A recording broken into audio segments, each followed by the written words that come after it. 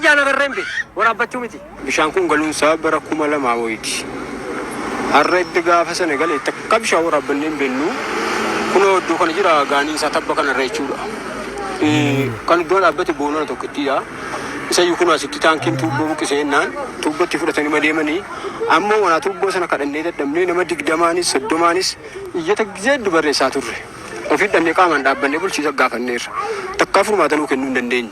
Iyyinee dadhabnee kunoo qullannas jira shimtibeetiin iddoo kana jira bowwaa kana keessaa waraabbanne jechuudha. Gannas bonas amma namni tokko yeroo dhukkubsatee mana haakimii dhaqee waan akkanaati ciniinni alaa bishaan irraa hidhames takkaa furmaata nuu godhanii hin beekan. Amma immoo tokko duuba sana jirti tokko jira. Iddoo bishaan fuunuu hin qabnu. Ibsaa jedhamu kunis immoo iddarra kaa'annamoo ittaanii uffatarraa fadhaadhaan mootummaan nuuf fidee laata jennee gaa'irra malee ibsaan kun guyyaa gaaf nuu boba'ee hin beeku.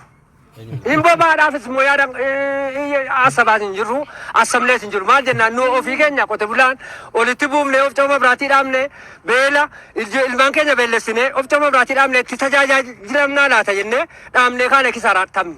Guyyaa gaaf tokko ibsaan kun itti tajaajila nuu kennaa jiru.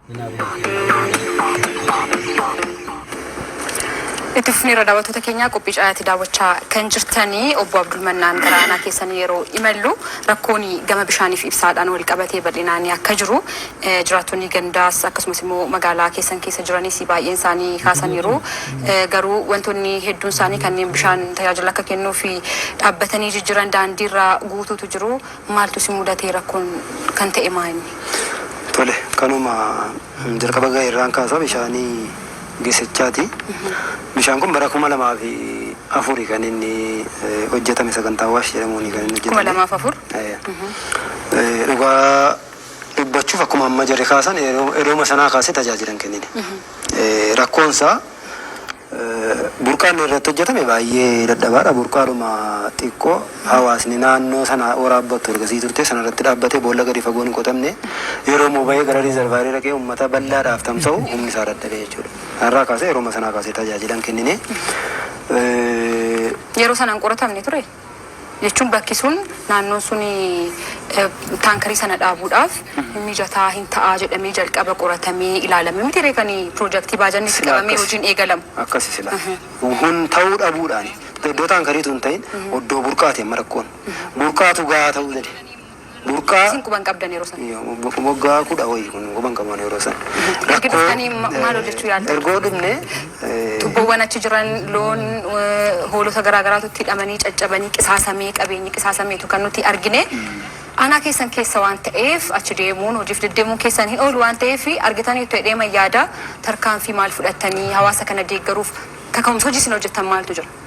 Hawaasa kana deeggaruudhaaf bishaan akka kanaa humna aanaatiin hojjetamu silumayyuu jechuudha. Baay'ata guddaa barbaada. Nuti kan nurraa eegamu ni qoranna. Burqaan gaariin eessa akka jiru hin qoranna. Godinaaf hin beeksisna. Oromiyaadhaan kennina. Waggaa 3 dura qoratamee wanti hundirume sadarkaa godinaaf naannoodhaa kennamee jira. Godinatu naannoo keessan keessa kanneen magaalaa keessa jiran hunda isaanii kanneen dhaabbatanii jiran jechuudha. Bishaan tajaajila hawaasaaf akka kennuuf naannootti daandiirra guutee jira gara aanaa keessan magaalarra hedduutu jira.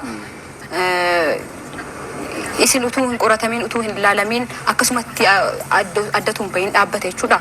Wanta gaafattan hin qabdani tokko yeroo hojjechuu didu gabaasan gabaastanii kun akkas miti jettanii waggoota hedduu kan ture. Kanaan wal qabatee wanti gaafanne jiru dhugaa dubbachuudhaaf waggaan isaas dheeraadha waan ta'eef dagatamaa. Ammayyuu namni isin gaggaafata.